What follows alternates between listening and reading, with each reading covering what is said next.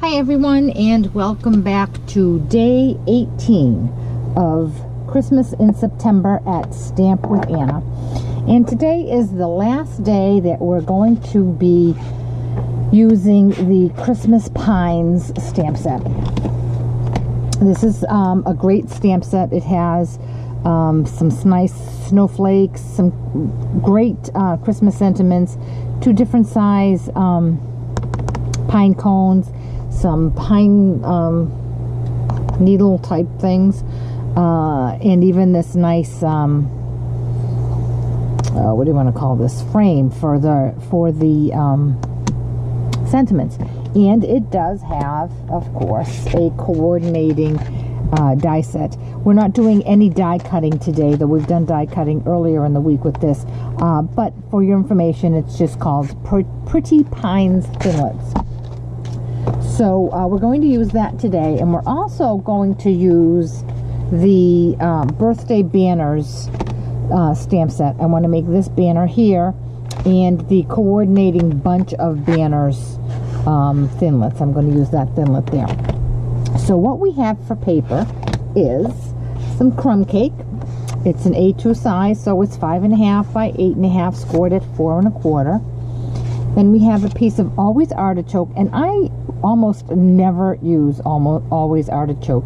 It's just one of those colors that I just don't gravitate to. I think I still have the first pack I ever bought. But in any event, this is 5 1/4 by 4. Then I have a piece of Very Vanilla, which is 3 3/4 by 5.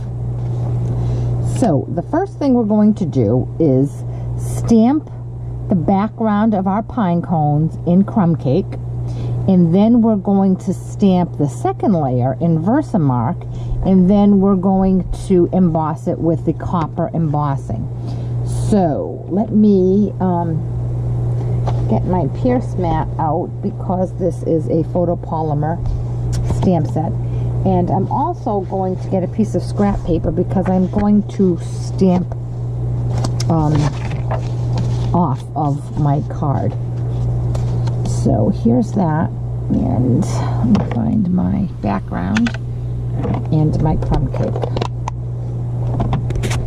Okay, so I have my background pine cone stamp, and I'm going to stamp this in crumb cake, and I'm going to go off in different shape, different directions, and I don't want them to be smushed together, but I do want to have quite a few of them.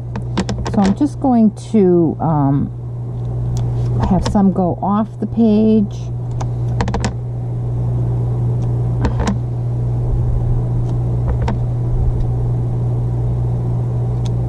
And I don't like to have my when I'm randomly stamping, I don't like there to be any kind of semblance of a pattern, because I think that kind of defeats the purpose of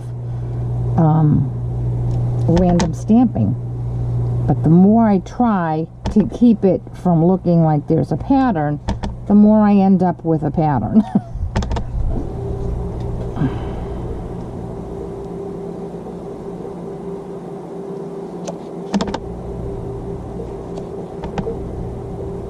And I think that will do. Now what I'm going to do is, with my Versamark ink, I'm going to, this is two-step stamping, so I'm going to go over each one of my pine cones with, I chose to use this one here. There are two different ones that you can use. And I'm just going to go over, and because they're photopolymer, you can see them where you're going.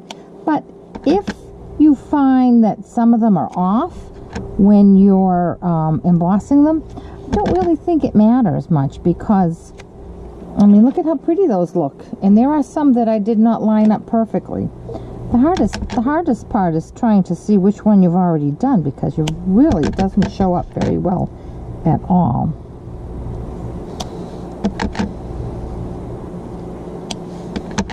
I'm trying to do these in order so that I know that I get each one of them. I mean, I love embossing. It's one of my new I don't want to say new, I've been doing it forever, but I find that it's one of the techniques that I am going back to a lot these days. I think it just adds so much to a project.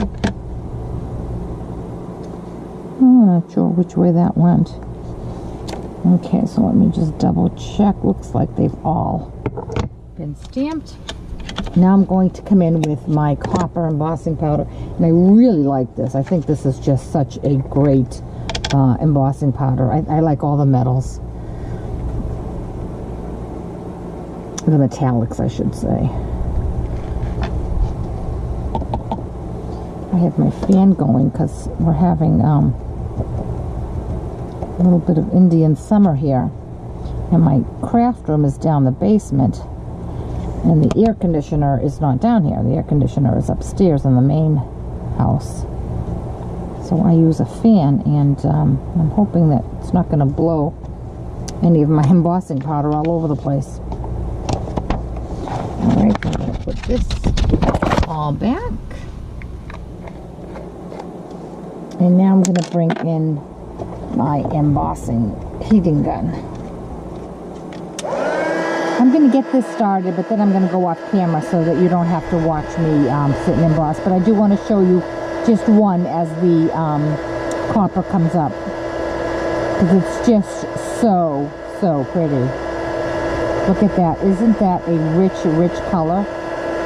And that one got scented really nice. Okay, so I'm going to continue embossing, and then I'll be right back. Okay, I'm all done embossing. Isn't that just beautiful? I absolutely love those pine cones. So now what I'm going to do is I'm going to bring in the piece of Always Artichoke that's going to be my mat for this. But I do need to stamp and die cut this out. So I'm going to do it right here in the middle of that. And I'm going to emboss that with clear embossing powder. So let me get started here. Here's my Versamark. And I'm going to do my banner first. And the stamp, my Season of Joy, and I've kind of bent it so that it will fit the shape of my banner. And because it's photopolymer, I can do that. Just want to make sure that I have it in there right. Okay. And let me see if I can get this inside my banner. It's a little hard to see with my camera in my way. Let's keep my fingers crossed that it's in the banner. Yes, it is. Might be off just a tad here, but I think I'll be all right with that. So now I'm going to sprinkle that with some clear embossing powder. Whoops, and there's my fan.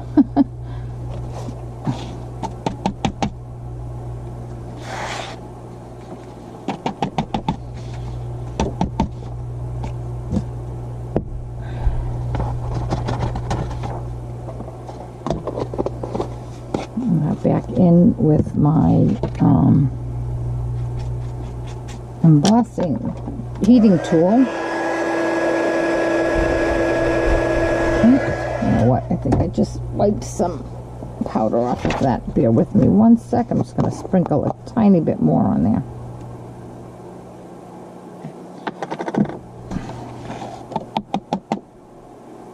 Okay, that's better.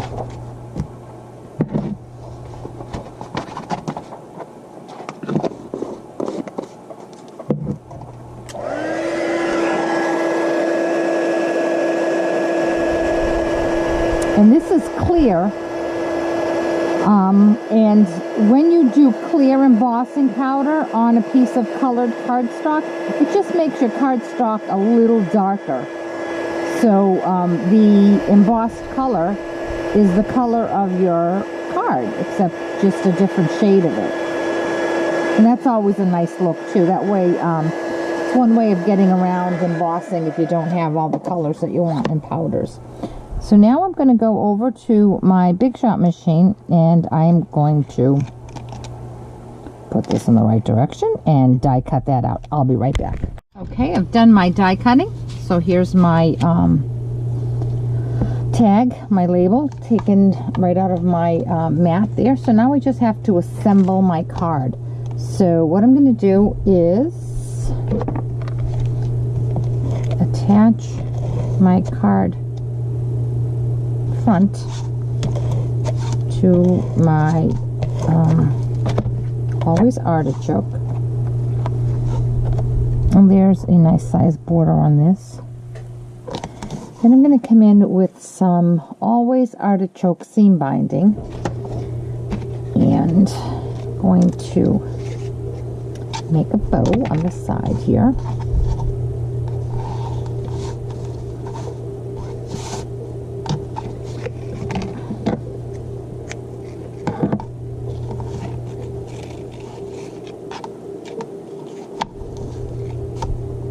Now, although my ribbon is going vertically, I want my bow to come out to lay horizontally. So when I'm doing that, I'm just going to try to manipulate my ribbon a little bit so that it stays the way I want it to stay.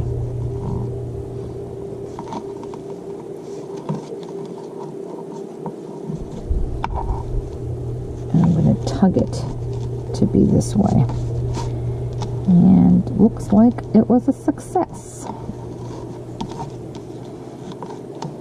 I'm going to play with that a little bit till I get it to be the size that I want.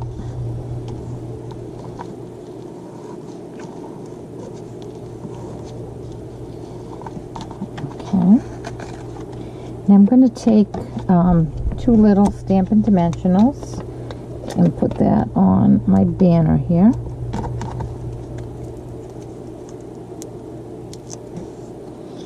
And I'm going to place that, right side up, right about here. And put some adhesive on my card base. Actually, I probably should have put the adhesive on my card front. It works. 6 of one, half dozen of another, I guess, right? And now I'm just going to trim my ribbon. Oh, I guess I'm off camera there. And there we go. I like the colors of this, and like I said, I don't usually use Always Artichoke. It's just not one of those colors that calls to me, but I really liked it with the bronze and the crumb cake. So there is day 18 of Christmas in September, last day with the Christmas pines. I hope you enjoyed the cards that we made using this great bundle, and I hope you come back tomorrow for day 19 when we have a new stamp set to play with. I'll see you later. If you have any questions, please contact me through my blog, www.stampwithanna.blogspot.com. Thanks so much. See you tomorrow.